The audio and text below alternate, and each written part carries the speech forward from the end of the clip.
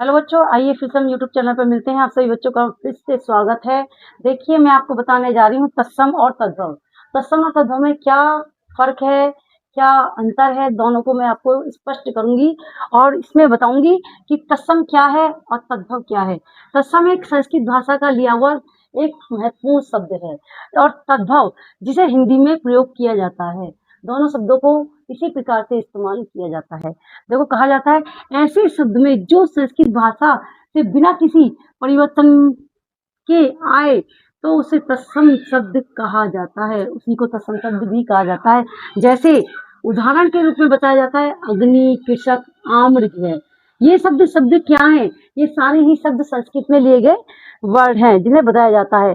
और तद्भव शब्द क्या है? तद्भव शब्द क्या है?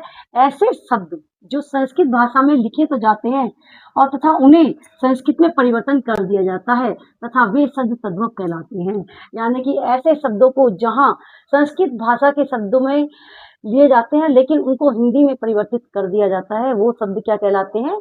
तद्भव कहलाते हैं। और बोर्ड में बच्चों ये 2 नंबर का क्वेश्चन आता है ओएमआर शीट में, जिसमें आपको सिर्फ पहचानना है कि तत्सम और तद्भव में क्या फर्क है। हो सकता है कि लिख कर आ जाए तद्भव बताइए, हो सकता है कि तत्सम बताइए, वो कोई भी शब्दों के रूप में आ जाता है। जैसे कि अग्नि, अग्नि का क्या बन जाता है बच्चों शुद्ध भाषा में? हिंदी में आग। क्या बनता है? आग। इसी प्रकार से कृषक, कृषक को हम क्या बोलते हैं? किसान। इसी प्रकार से कहा जाता है आम, आम्र को क्या बोलते हैं? आम्र संस्कृत भाषा का शब्द है और इसे हम बोलेंगे आम। गृह, गृह किसे कहते हैं? जिसमें आप रहते हो, यानी कि घर। और उष्ट, उष्ट का मतलब होता है ऊंट।